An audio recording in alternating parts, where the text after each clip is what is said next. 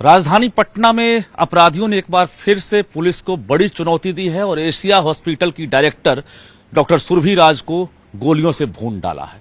ये घटना होने के बाद पटना एम्स में पोस्टमार्टम चल रहा है और इस वक्त आप देख सकते हैं कि एम्स में घायलावस्था में महिला चिकित्सक को जो डायरेक्टर हैं उनको लाया गया था, लेकिन डॉक्टरों ने मृत घोषित कर दिया क्योंकि खून काफी ज्यादा बह गया था। उसके बाद देख सकते हैं पोस्टमार्टम की जो पूरी प्रक्रिया है वो चल रही है। फुलवारीशरीफ के जो एसडीपीओ हैं और उसके साथ साथ तमाम जो पुलिसकर्मी हैं वो यहाँ फिलहाल मौजूद हैं और परिजन और अस्पताल के जो तमाम कर्मी हैं वो भी यहाँ मौजूद हैं।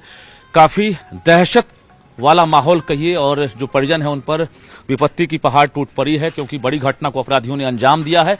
कहा जा रहा है डॉक्टर सुरभि राज अपने चैम्बर में बैठी थी, इसी वक्त जो अपराधी हैं लगभग 6-7 की संख्या में वहां पहुंचते हैं। उसके बाद चैम्बर में ही उन पर ताबड़तोड़ गोलियों से हमला किया जाता है और पुलिस ने घटना के बाद खोखा भी बरामद किया है। हालांकि पूरे मामले की जांच चल रही है। डॉग स्क्वाड की टीम के साथ साथ एफएसएल की टीम वहां पहुंची है और जांच चल रही है। लेकिन सवाल कई हैं। राजधानी पटना में जिस प्रकार से खुलेआम जो लॉ एंड ऑर्डर है उसको चुनौती दे रहे हैं अपराधी, इससे आम लोग जो हैं काफी दहशत में हैं और आईएमए ने भी अब कड़ी निंदा की है घटना की और अपराधियों की तुरंत गिरफ्तारी करते हुए स्पीडी ट्रायल के तहत फांसी देने की मांग की है। इस वक्त देख सकते हैं डॉक्टर सुरभि के जो हस्बैंड हैं यहाँ पर फिलहाल उनकी स्थिति आप देख सकते हैं कि घटना के बाद उनकी क्या हालत है और जो तमाम अस्पताल के कर्मी हैं वो भी यहाँ इस वक्त मौजूद हैं। पुलिस हर एंगल से जांच कर रही है कि आखिर अपराधी इतनी बड़ी घटना को अंजाम क्यों दिया है। तो ये तमाम सवालात हैं और लॉ एंड ऑर्डर को लेकर भी सवाल खड़ा हो गया है। विपक्ष ने भी अब आरोप लगाया है कि जिस प्रकार से कानून व्यवस्था को लेकर अब लोग जो हैं दहशत में हो और अब आम से लेकर खास तक निशाने पर हैं। यानी जो अपराधी हैं वो राजधानी पटना में इस घटना को अंजाम देते हैं। कहा जा रहा है अगमकुआं थाना के धनुकी मोड़ के पास ये अस्पताल है एशिया हॉस्पिटल और रोज की तरह जो डॉक्टर सुरभि हैं जो निदेशक हैं अस्पताल की वहां पहुंचती है। इस बीच अपराधी वहां पहुंचकर और चैम्बर में घुसकर एक साथ 7 गोलियां बरसाता है, जिसके बाद अस्पताल के जो कर्मी हैं कुछ देर के बाद जब चैम्बर में पहुंचते हैं तब जाकर उन्हें मालूम होता है कि अपराधियों ने गोली चलाई है और डॉक्टर को गोली लगी है। जरा कुछ स्टाफ उनसे बातचीत करेंगे हम। आप लोग वहीं कर्मी हैं, बताइए वहीं हैं?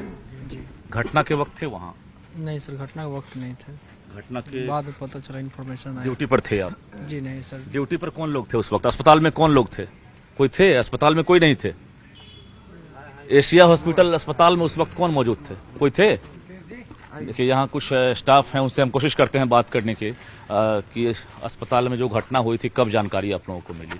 आपके शरीर पर ये काफी... हाँ, हम ले गए थे चैम्बर से उठा लाए थे आप? क्या देखा आपने पहले? हम लोग गए तो जैसे हम लोग थे दूसरे बिल्डिंग में, हम लोग को 3 बिल्डिंग है तो हम लोग उधर थे। हल्ला होते उधर से सब आया तो हम लोग दौड़ के गए। ठीक है, गए तो सब उनको लाने का प्रोसेस किए कि भाई आईसीयू में ले चलो। तो वही स्टेशन आने में टाइम था तो हम लोग कंधा पे ही गोदी उठा करके... अच्छा, जो फायरिंग 7 गोलियां बरसाता है, आवाज आई थी आप लोग? नहीं, हम लोग उस बिल्डिंग में थे सर। हम लोग 3 बिल्डिंग को सुनाई नहीं? नहीं, हम लोग को नहीं सुनाई दी। अच्छा। एकदम नहीं। आप लोग जब आए तो उनकी क्या स्थिति थी उस वक्त? उस टाइम तो गिरी हुई थी, नाक से ब्लड आ रहा था। ये नहीं पता था कि गन शॉट हुआ है। ठीक है, हम लोग को लगा कि गिर गई हैं। हम लोग उठा के आईसीयू में ले गए तुरंत। जब वहाँ पे सब कुछ हुआ, जब उसके बाद लगता है उधर कुछ लोग गए देखने के लिए दोबारा, तो वहाँ पे वो क्या होता है कि बुलेट का कुछ सैंपल मिला। तब वो इतना बड़ा दुस्साहस कि अस्पताल में मरीज का इलाज चल रहा है और कहा जा रहा है कि शाम भी नहीं ढली थी और उस वक्त घटना को अंजाम दिया गया। कितनी संख्या थी अपराधियों की?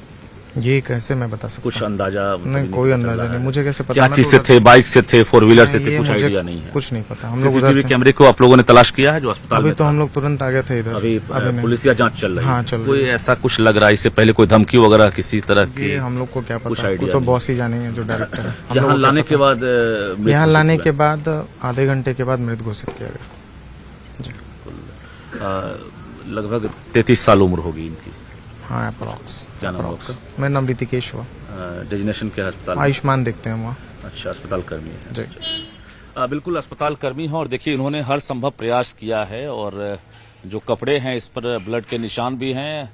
जो कर्मी हैं जैसे ही सबको जानकारी मिली अस्पताल में, वहां कहा जा रहा है कि आईसीयू में कुछ देर भर्ती किया गया था, लेकिन तुरंत वहां से फिर एम्स की तरफ सभी मूव कर गए और एम्स में लाते लाते इतनी मात्रा में खून बह गई कि उसके बाद जो है यहाँ पर आने के बाद उनकी मौत हो गई है और अभी फिलहाल पोस्टमार्टम प्रक्रिया चल रही है और पुलिस हर एंगल से पूरे मामले की जांच कर रही है। लेकिन सवाल है कि जिस प्रकार से अब जो धरती के भगवान हैं, जो डॉक्टर हैं, वो भी अपराधियों के निशाने पर हैं और कुल मिलाकर ये कहें कि राजधानी पटना में इस तरह की घटना को अंजाम दिया जाता है और ये वारदात जो है एक तरह से दिन के उजाले में हुई है।